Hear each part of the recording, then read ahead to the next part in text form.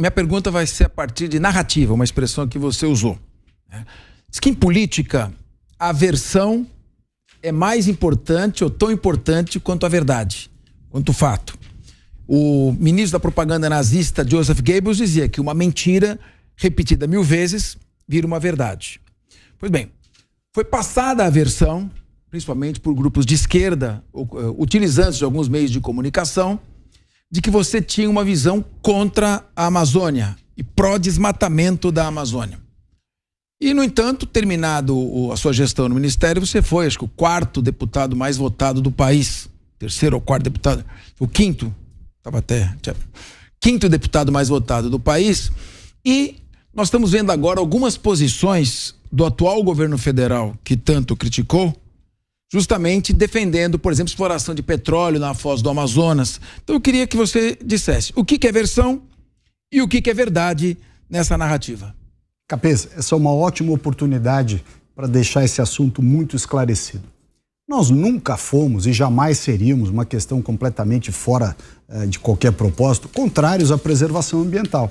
Só que há uma visão distinta entre como a esquerda vê os caminhos para a preservação ambiental e como a direita vê esse mesmo caminho. A esquerda entende, estou generalizando só para poder responder, a esquerda em geral pensa que você pode ter preservação ambiental desconectada do desenvolvimento econômico, como se a economia não importasse, né, a satisfação dos interesses materiais da sociedade ou de uma determinada região não importasse para a preservação ambiental. E isso se torna ainda mais verdadeiro com relação à Amazônia. Qual é a nossa visão? Que se não houver desenvolvimento econômico, uma prosperidade para as pessoas, não haverá respeito ambiental, porque as pessoas estão preocupadas em sobreviver de alguma forma. E a questão ambiental acaba sendo a 15ª prioridade. Você pega a Amazônia, em que vivem 25 milhões de brasileiros, com o pior índice de desenvolvimento humano. As pessoas entendem, às vezes acham, que o pior IDH do Brasil está no Nordeste. Não está. Está na Amazônia. Pior saneamento, pior educação, pior saúde, pior nível de emprego, pior nível de renda. Então você veja esta situação como é complexa. Você tem a região mais rica do Brasil em termos de recursos naturais, a maior quantidade de petróleo, de gás, de cassiterita, diamante, minério de ferro, ouro, madeira, água doce, né? 10% da água doce do planeta está na Amazônia. Então você tem certamente a biodiversidade, então você tem a maior riqueza natural do Brasil, quiçá do mundo, numa região em que 25 milhões de pessoas vivem em meio ao pior índice de desenvolvimento humano. O que acaba acontecendo? Um convite à ilegalidade. Essa pessoa, por falta de alternativa de sobrevivência, essas pessoas querem mandar seu filho para a universidade, querem comprar bens, querem ter assistência de saúde, enfim, tem os mesmos legítimos interesses e anseios das pessoas da cidade, do sul, do sudeste e do centro-oeste do Brasil. Então, é uma covardia você achar que as pessoas da Amazônia devem viver numa espécie de Simba Safari gigante, em que as pessoas vão lá, tiram foto e vão embora e deixam eles lá vivendo daquele jeito, na Idade da Pedra. Isso está errado. Isso nunca vai funcionar. Então, o que nós defendemos? Que, ao contrário dessa narrativa que, em geral, algumas pessoas de esquerda têm, de que a Amazônia tem que ficar absolutamente intocada, que os recursos naturais da Amazônia não podem ser explorados, nós temos uma visão distinta, que é, os recursos vão ser explorados de qualquer jeito, legalmente ou ilegalmente. E a prova disso é que a mineração na Amazônia não começou no governo Bolsonaro, o desmatamento nos anos 2004, 2005, quando a Marina era ministra, coincidentemente, foram muito maiores, mais que o triplo do que no período do início do governo Bolsonaro. Ou seja, essas coisas vão acontecer. Então, como você tem essa pressão natural por essa riqueza, e tão pouco vale, Capês, aquela visão de que, não, vamos resolver tudo com a bioeconomia, vamos resolver tudo com o ecoturismo. Não vai.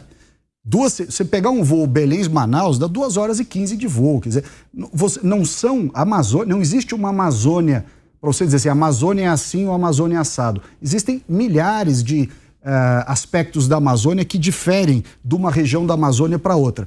Uma tem vocação para ecoturismo, outras não têm.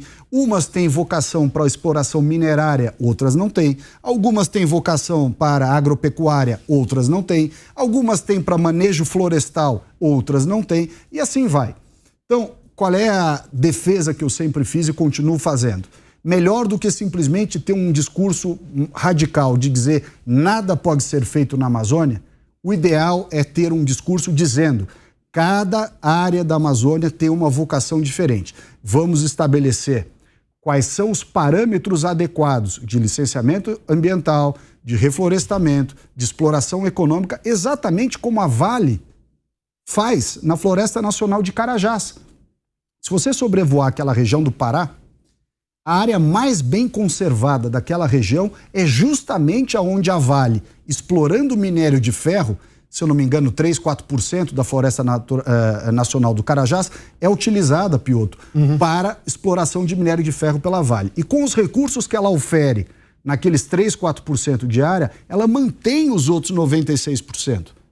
E mantém muito bem, com vigilância, com cuidado e tudo mais. Então, é completamente diferente quando você diz não pode fazer nada. Quando não pode fazer nada, não tem prosperidade econômica. Se não tem prosperidade econômica, não tem conservação. Esta é a diferença. Só para completar... Acho que a última questão sobre a questão da exploração. Sobre esse tema, exatamente. Recentemente, ainda esse ano, o senador Ciro Gomes disse que o desmatamento da Amazônia aumentou 14% em relação ao ano passado. Você atribui isso à ação do crime organizado, ou seja, independentemente de um discurso mais simpático ou menos simpático à Amazônia, se não houver um combate efetivo a organizações criminosas, tráfico de drogas, tráfico de madeira, tráfico ilegal de ouro, vai ser difícil combater efetivamente esse desmatamento? Não há dúvida. Ilegalidades têm que ser combatidas. Mas há atividades na Amazônia, como eu acabei de dizer aqui, a mineração de ouro, a mineração de cassiterita, o manganês, o manejo florestal, elas não são inerentemente ilegais. Elas se tornaram ilegais porque assim a lei determinou. E é uma lei tão restritiva e tão radical que joga as pessoas para a ilegalidade. Diferente do problema das máfias, dos crimes, dessas organizações criminosas de crimes transfronteiriços.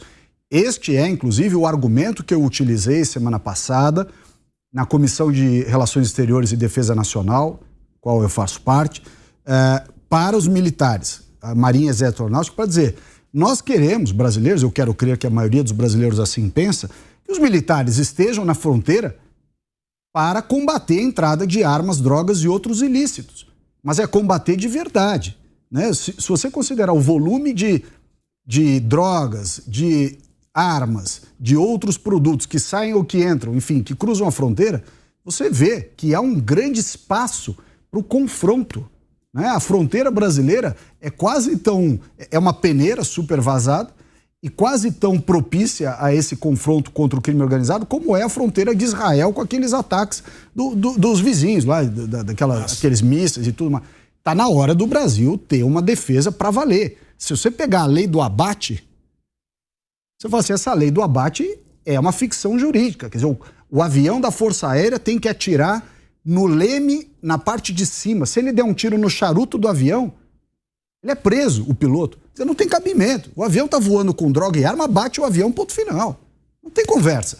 Então, essas coisas do Brasil, nós estamos vivendo o mundo do faz de conta. Acho que todos os lobbies e todos os anseios dessa coisa extremamente humanista, no exagero, estão inviabilizando o nosso país. Quer dizer, você não pode defender a nossa fronteira com as armas que você tem, porque tudo é crime, tudo é responsabilidade. A turma mete processo de improbidade se um batalhão pegar o cara na fronteira.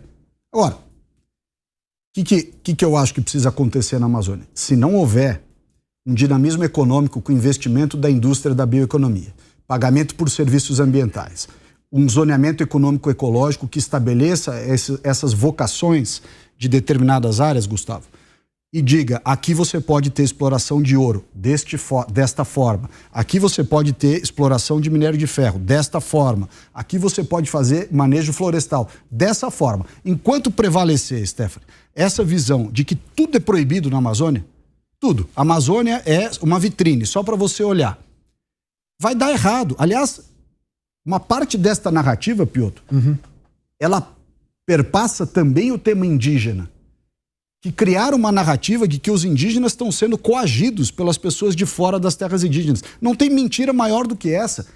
Em todas as terras indígenas onde eu fui, boa parte, não vou dizer que é a totalidade, porque nunca é totalidade, não existe unanimidade nas coisas, mas boa parte dos indígenas nas respectivas tribos e grupos, Caiapó, Terra do Meio, Cinta Larga, Munduruku, não sei o quê, até Yanomami, uma parte deles quer a prosperidade econômica. E essa turma do lado de fora dizendo que o índio quer acordar cedo, caçar, olhar para o Rei Sol, reza um pouco, volta, dorme, se banha pelado no rio. Isso não existe mais.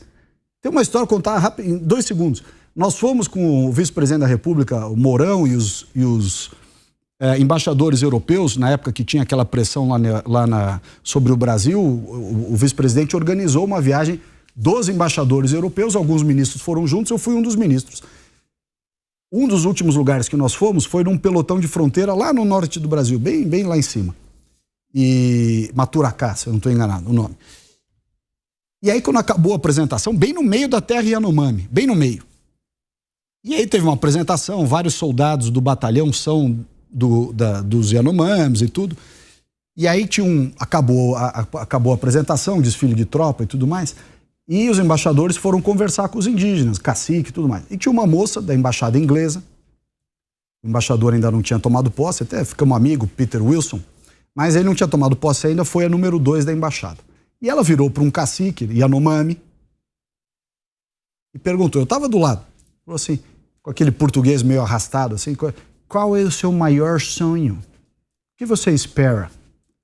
Sabe o que ele respondeu? Yanomami, que é um dos mais isolados, se não o mais isolado do Brasil. Você imagina o resto. E é o primeiro grupo citado para a questão de preservação. O que ele falou para a inglesa? Turismo, dólar. Ou seja, até o Yanomami quer dólar. Ele não quer olhar para o Rei Sol, cantar e tal. Ele quer dólar. Autossustentabilidade. Então, é um absurdo você querer jogar os indígenas por uma visão de idade da pedra, como se eles quisessem isso. Até tem alguns que querem. E talvez seja, de fato, como eu acho que é, papel do Estado garantir para esses que querem viver desse jeito a sua sobrevivência. Sim. Mas para os que não querem, você tem que dar uma alternativa. Senão você está forçando o sujeito a viver uma vida que ele não quer. Uma lógica de tutela. E mais, Piotr, quem força os indígenas a viver dessa forma, não vai lá viver dessa maneira. Quer que eles vivam. Mas o pessoal vive nos centros urbanos muito bem, obrigado.